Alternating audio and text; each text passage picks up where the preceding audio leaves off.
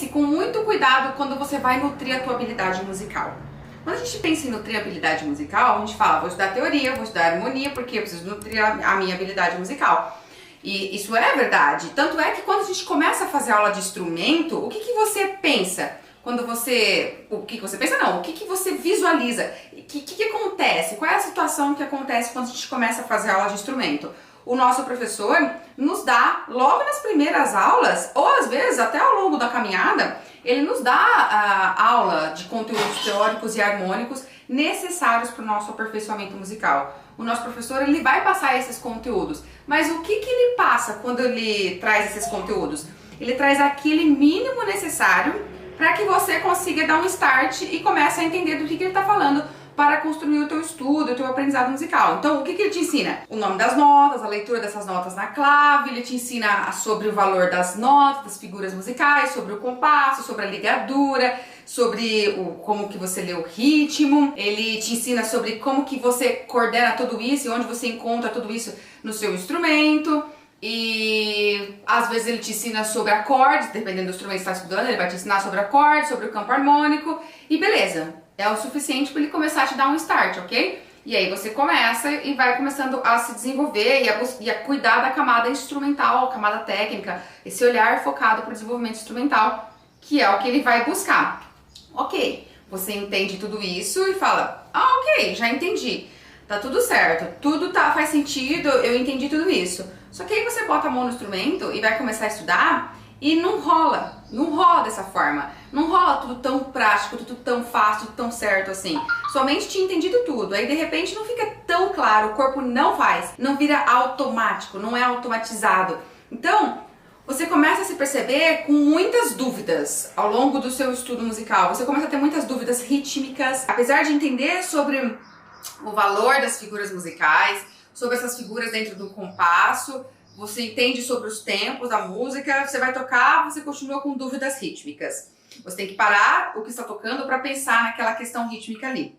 Você não consegue fazer isso ao mesmo tempo enquanto toca, não está de forma automática. Você começa a se perceber tendo muitas dúvidas tonais. Você não sabe como que deveria estar soando, você toca notas erradas sem acidentes, você não tem a sonoridade da tonalidade, sequer você consegue perceber se está afinado o seu instrumento ou não, a gente não tem uma referência dessa para o nosso ouvido, você não consegue perceber coisas que você vê o seu professor falando, seus colegas percebendo ali naquela música, numa audição ou escutando uma interpretação, você não consegue. E aí você começa a falar, caramba, tem alguma coisa aí que eu preciso ver a mais, porque não tá rolando. E é aí que você começa a identificar que só estudar a teoria não resolve.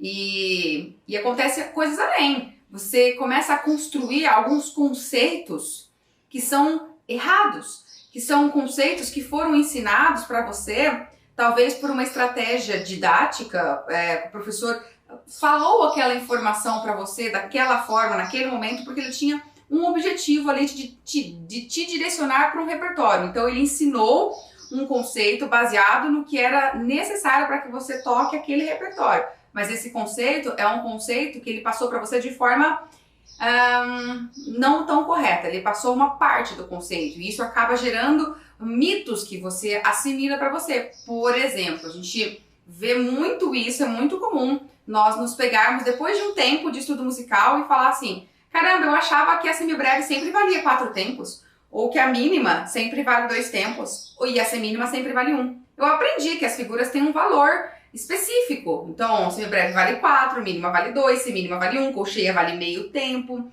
Eu aprendi que o 4x4 é 4 tempos e acabou. Eu já tinha aprendido tudo isso, e aí de repente você começa a encontrar situações onde você fala, não é isso, a semibreve não vale 4 tempos, todas as vezes. Não é assim, as figuras não têm um valor fixo.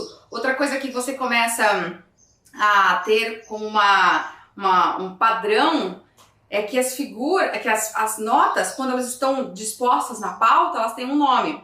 Mas você sempre acha que aquele nome lá é aquele nome. Então você olha assim na pauta, né, ó, você bate o olho aqui, tem a pauta aqui, e daí você olha essa nota, e aí é esse nome, porque na sua clave você aprendeu que é esse nome. De repente, você aprendeu na clave do sol e você sabe que é o nome Mi. e você fixou isso aqui, porque era o suficiente para aprender a tocar o seu instrumento. Ler uma nota nessa clave. Mas você não foi estimulado de que existem outras claves e de que se eu colocar outra clave aqui no começo, essa nota já não chama mais Mi. E além de não chamar Mi, as notas trocam de nome, elas ainda trocam de altura. Elas ficam ou muito mais agudas ou muito mais graves do que estavam. E são coisas simples, são conceitos simples. E acabam se transformando, eles se revelam para você como mitos que você vai cristalizando. Outra coisa que a gente cristaliza muito forte é que não existe Mi sustenido nem Si sustenido. A gente aprende que não existe Mi sustenido. Não existe Mi sustenido. Então quem toca por cifras fala, não existe isso, Daini. Que bizarro, não existe isso aqui, Daini. E a gente cristaliza isso como se isso fosse um absurdo. O que existe? Existe Dó, Ré, Mi, Fá, Sol, Lá e Si. Existe o Dó sustenido, existe o Ré. O Mi não. Existe o Fá, o Sol sustenido e o Lá. O Si não. A gente cristaliza essas informações porque sempre nos ensinaram as possibilidades que o nosso instrumento apresenta. E aí, no nosso instrumento, não tem onde tocar Mi sustenido. Então, não existe Mi sustenido.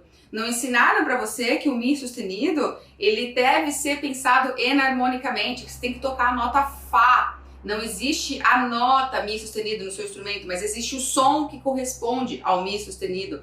E você tem que pensar enarmonicamente, porque o Mi sustenido, ele existe sim dentro do contexto da tonalidade. Mas não te ensinaram isso. O professor não faz essa explicação gigante. Ou seja, estudar só teoria não te garante que você vai realmente nutrir a tua habilidade musical, a tua capacidade musical. Não garante mesmo.